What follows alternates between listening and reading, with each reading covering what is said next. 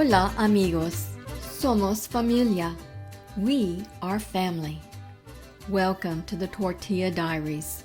I'm your host, Dr. Rebecca Dominguez Karimi.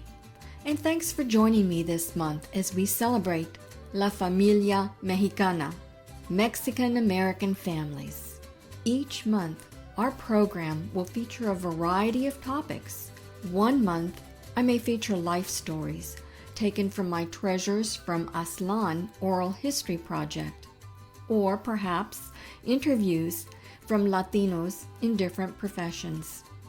Another month, I may highlight Afro-Latino artists or indigenous artists performing their music, reading their poetry, or short stories.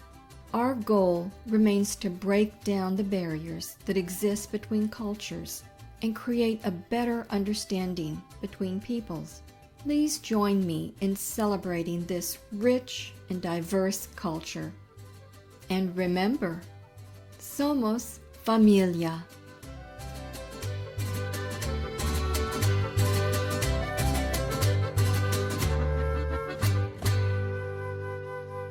Hola, amigos. Bienvenidos to the third edition of the Tortilla Diaries. This month, we're featuring different Latinx authors for our Hispanic Heritage Month series. The second author in our series is poet Eduardo Condes, board member for the Cream Literary Alliance. Originally from Patillas, Puerto Rico, Condes came to the U.S. at a young age and grew up in Chicago, where he developed his unique writing style. Many of Eduardo's poems blend English and Spanish into a cohesive work, while other poems reflect the beauty and sonorous quality of the Spanish language. He begins the program reading the poem Negro. So grab a cup of Eduardo's favorite coffee, Café Colao, and enjoy.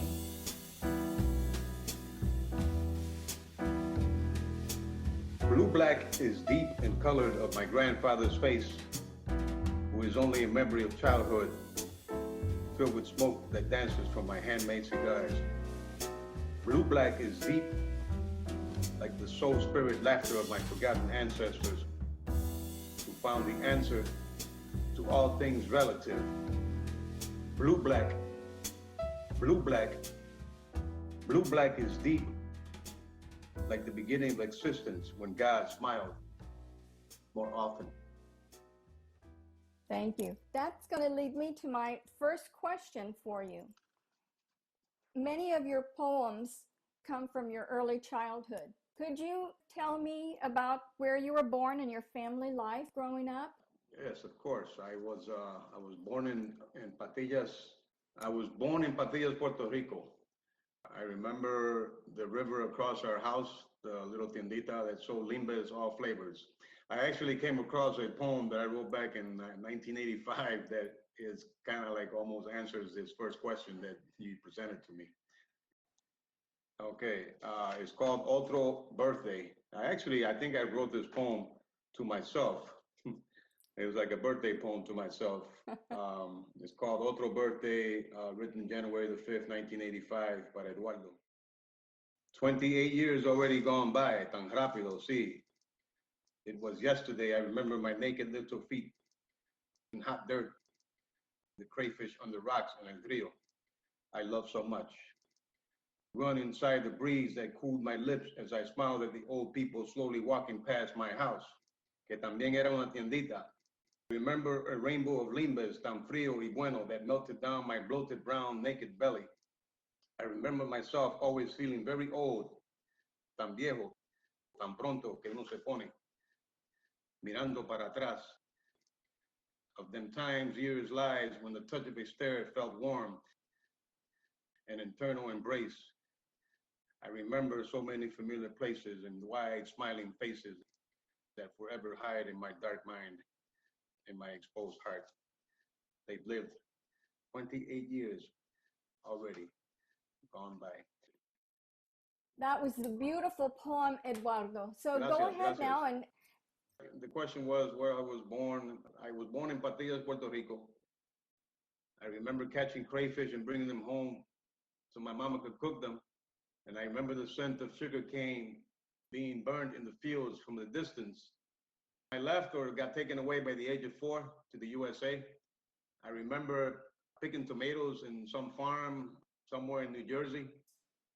Also made a pit stops in New York, Pennsylvania, and finally arriving in Chicago by the age of 5, where I grew up. By the age of 10, I was working in a small Puerto Rican grocery store where I delivered gallons of milk made from heavy glass and a red handle. Also did stocking, did some meat cutting, did check out people, an antique cash register, remember jotting down amounts owed in La Cuenta. Learned many things in the 4 or 5 years of working there after school and on weekends. As a matter of fact, I can't remember ever not working in my youth. I am the oldest of 6 siblings, one being murdered at the age of 17 in the streets of Chicago. Oh, wow. What a tragedy. I see. I am going to read about 3 poems in succession. The poem is called A Political Statement. Ever feel a razor blade shine with sharp, pierce the brown of your eyeball bleeding, blank tears that scream? This one is called Politics Chicago Style, Election 1989. White, black, white, black, white, black, white, black, white, black, white, black, white, black, white, black, white, black, white, black, white, brown, black, white, black, white, black, white, and black, and who wins? You're listening to the Tortilla Diaries, a monthly production of Treasures from Aztlán, written and produced by Dr. Rebecca Dominguez Karimi.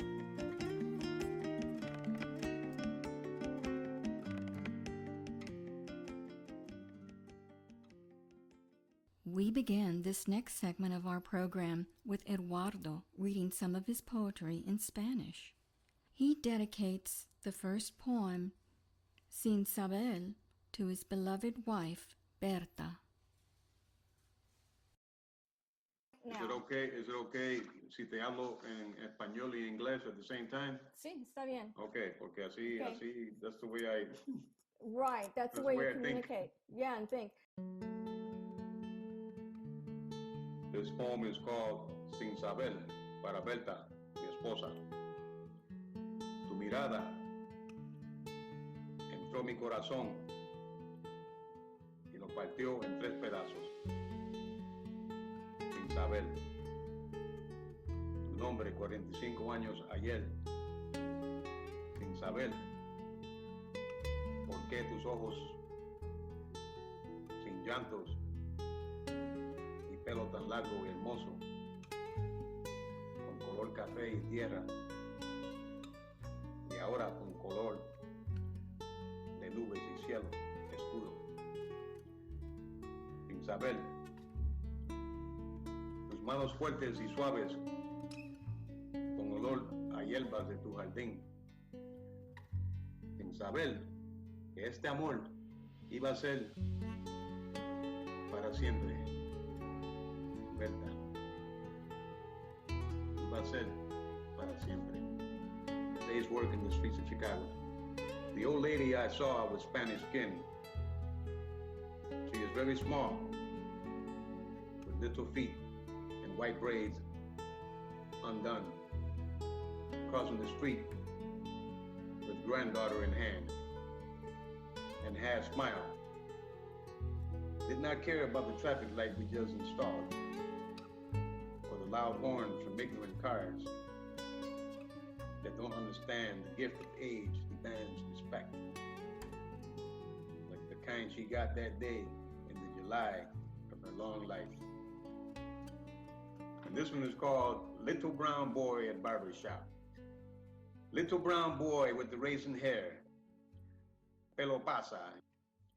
You laugh like Spanish music melting away this Chicago cold.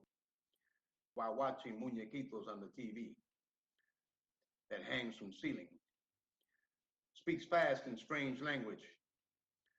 You cry like Puerto Rican poetry, like your black mother of African beauty and strength, like the memory of my grandfather, darker black. Little brown boy with the raisin hair, pelo pasa. In you, I see myself running naked through carreteras de tierra of dirt and dust and mud, bien rojo, and fun, and feet bare, without shame, that bleed but feel real damn good. Little brown boy with the raisin hair, pelo pasa. You are the mere little that I lost, brown, many breaths ago. Thank you. Gracias, mamita. I'm going to go ahead and ask you another question. Describe your school life there in Chicago. I'm imagining that you went to school in Chicago. Sí. So what was that like growing up there, and especially as related to being a Latino? I remember starting school at the age of 6 or 7, going straight into first grade. My first grade teacher came to our house to ask my mama if she could adopt me somehow and take me to California and educate me. My mama, of course, said no way she will give up one of her children. I remember that I enjoyed school very much, and I always tried to do my best with the non-existent resources available to me. I remember moving to a different school almost every year, so it was not easy making friends, school friends. There was no bilingual education back then, so you either swam or sank, and learned real fast to speak only English. I would run home after school to watch cartoons or the Three Stooges, or all the black and white gray TV programs that were force-fed on our minds so that we could be more assimilated American citizens. I remember either in 3rd or 4th grade when we were instructed to put our heads down on our desk, a little skinny white girl called me Sambo. It almost sounded like a poem, the way in which you wrote it. Everything that it's kind of funny that you say that, because my wife, Berta, says the same thing when I talk to her. She says, you sound like you're reading me a poem. I said, no, I'm just talking to you, man. Ay, Dios mío. You have some very powerful memories of racism in the school system. I do. You know what? And the funny thing is that a lot of times I remember everything, and a lot of times I remember nothing. If you understand what I'm saying. Mm-hmm. You know, maybe it's just a form of just blocking things out. I don't know. Well, I think, I know that there have been studies that have shown that it's a form of post-traumatic stress disorder and it's caused by racism. Mm. And to me, especially that's very toxic. I call it toxic racism, and it's something that I have researched. It does leave a lasting mark on people's psyches. I have one narrator in my Treasures from Aslan oral history collection, and she was 86 years old whenever I interviewed her. Those memories of racism that had just seared into her memory. There she is, 86 years old, and she's recalling it as vividly as the day upon which it happened. Wow. So unfortunately, those memories are the ones that are there and stay there. You know what? Those kind of memories are so painful, man. It's like, exactly. Let them go, and of course, that's what we do as humans. We do try and block out those painful memories because that's how it's a form of coping. Right. Now, could you explain? I noticed you use a lot of Spanish words in your poetry, and it's just so beautiful and melodic. Growing up in school or in any of the workshops that you've taken or in any of those professional writing courses that you've taken, have you been discouraged by using any Spanish or having been shunned, perhaps? I became somewhat aware of things in high school. But yeah, I was probably, sin saber, you're kind of innocent when you're younger. You don't know all the ins and outs of how this world really works with the powers that be. So, you just kind of take it as, oh, okay, I'm not as good as everybody else. So, you know what I mean? So you stop submitting. I never stopped writing. I mean, I'm always going to keep writing no matter what. Going back to my high school English teacher, she actually wrote me a 3-page letter, basically accusing me of plagiarism when I would show her my poetry. The same teacher who allowed me to read my poems in front of the class instead of handing in a term paper. The same teacher who picked me up from my house on a Saturday to take me to the National College of Education, College for Teachers, to check out the school where I received a small scholarship. The same teacher who wrote a beautiful recommendation letter to DePaul University in Chicago, where I was accepted but never attended. I don't think I was ever discouraged from using Spanish words in my poetry. It was just the way my poetry evolved. Pretty much the way I think in English and in Spanish, and sometimes both at the same time, Spanglish. There were some writers in our group that were older than myself at the time, probably already in college or older, and they thought to be were more educated than me, who sometimes dismissed my poetry. But I always kept writing. It became almost like breathing. You had to do it to keep alive. I do think that those early experiences with various writers was very instrumental in my writing style now. In our writers' workshop, we were involved with the likes of Ana Castillo, Sandra Cisneros, David Hernandez. Those were some of the writers who eventually became very well known. I believe with age comes growth in writing as with anything else. I don't know, do you know who Pedro Petri? I don't know if you're familiar with him. He's a poet from New York, crazy guy. He visited us in Chicago. And David Hernandez, who was also a pretty well-known Chicago poet. He was almost like my mentor. He was one of the guys that I saw and he was performing in our high school. And that's how I said, oh, wow, this guy's right up my alley. This is what I've been doing all this time, man. And I got invited to be in the workshop. I was having the Nosotros workshop. It was pretty cool thing, man. There was a lot of different artists, Puerto Rican, Mexican, all kind of different cultures, man. We had a Greek guy that played the heck out of a guitar. It was beautiful. I mean, I think that's what I needed at that time,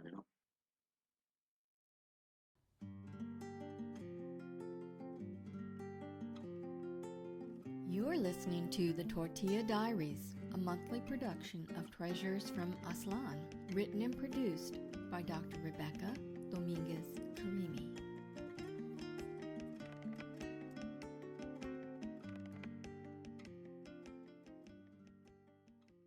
The third part of the Eduardo Condes interview continues. He begins this segment with the poem El Sol Nace.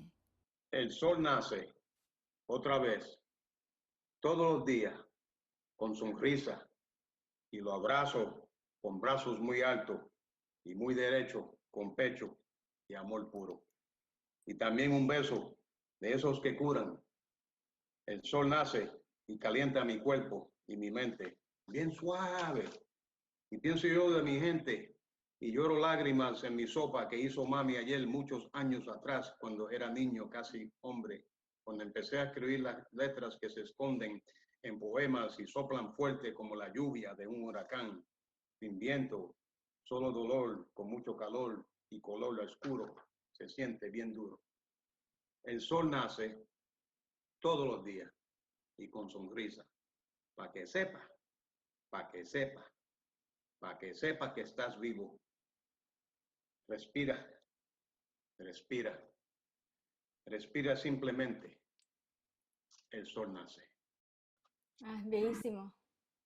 And this one is called Un Poema que Grita. Immigration, intimidation, implication, incantation, inspiration, brainwashing of the heart, whitewashing of the mind, broken words spoken loud, a mountain cracks open, her mouth full of hate, flows like hot lava spit that burns scars, no blood, just bones bare. This human race just stares without eyes. Y este se llama Café Colao. Café Colao is actually the name of a small bakery in Puerto Rican neighborhood in Chicago. Café Colao. Café Colao remind you of the finca, remind you of mondongo, sancocho, y cuchifrito dreams. Remind you of jazz, of jíbaro music, of La Patria, mi isla. Remind you of los viejitos y viejitas that walk and smile strong, like warm mountain tropical embrace. Remind you that we are human, that we are Puerto Rican, that we are Boricua, de tierra pura, donde el café colao cura todo que te duele. Donde nació, donde nace el amor. This is called Solo, Pensando Solo. Estas palabras que pesan mucho te esconden en la sombra de tu mirada.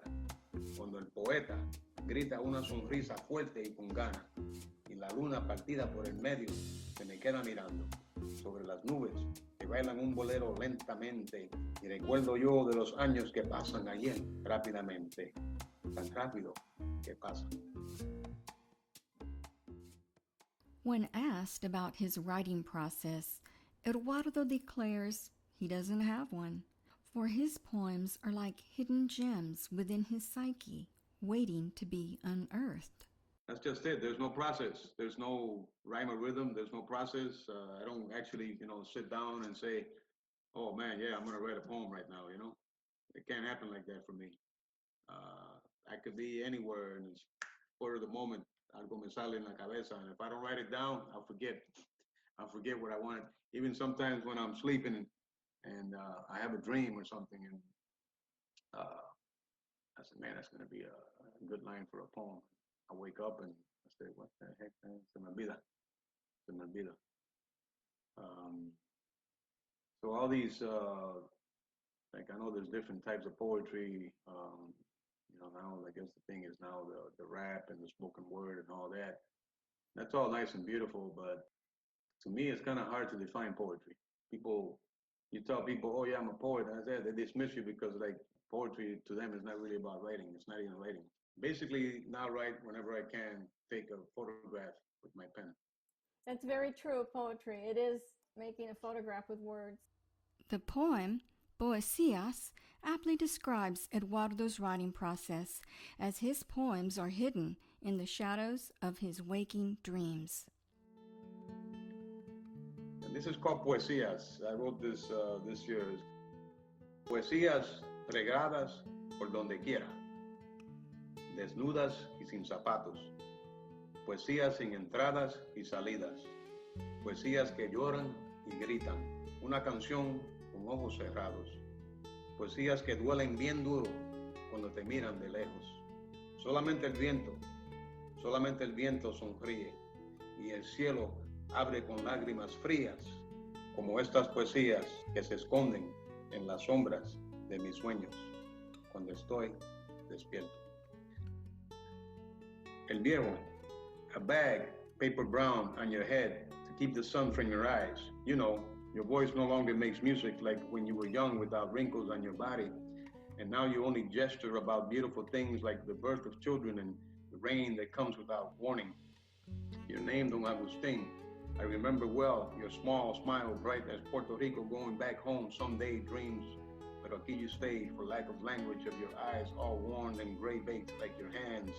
We've touched the skies on mornings of roosters cantando y café colao y pan con mantequilla, smells of earth wet under your bare brown feet, callous from the mountains you climbed, mid veces in your life, mind, vida, has reflected its warmness into mine.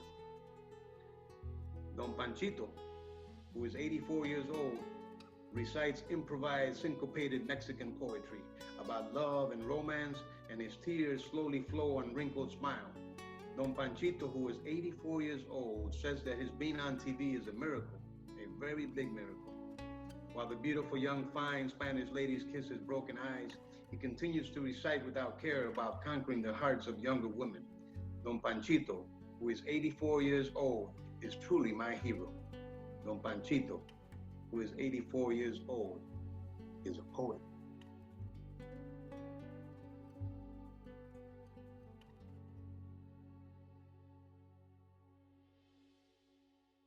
Well, your poetry speaks volumes for itself and for your experiences. I think you've been able to encapsulate your life through your poetry. And I truly am so honored that you joined us today. Is there something that you would like to leave us with, some thoughts?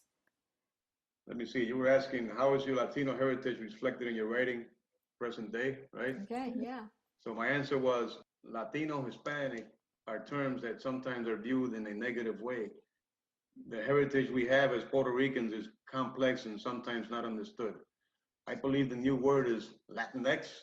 Don't know what the hell that means, but I guess as humans we have to classify ourselves some way. How far back can we go to really know where we come from or who we are? My writing is reflected by many things: the place of my birth, my ancestors, my childhood experiences, what this United States of America preconceives us to be. Am I a Latino poet, a Hispanic poet, a Puerto Rican poet, a brown 63-year-old poet, an American poet who happens to speak Spanish? We are still considered second-class citizens of this country, no matter how high the ladder we climbed. Hope that there is tremendous change for the next generation of Hispanics and Latinos aquí en estos Estados Unidos. Y me río por no llorar. Eduardo's parting words, "And I laugh in order not to cry," makes a profound statement regarding the situation of minorities across the U.S. Until equality shines its light on all, we strive to pave the way for change through opening up dialogue, conversations, and understanding. This is your host, Dr. Rebecca Dominguez Karimi, and we thank you for listening to our program. We hope you enjoyed the second part in our Hispanic Heritage Month series. Our next program in the series will be a surprise, so make certain you're subscribed to the Tortilla Diaries podcast. You don't want to miss an episode. So until next time, remember, somos familia. We are family.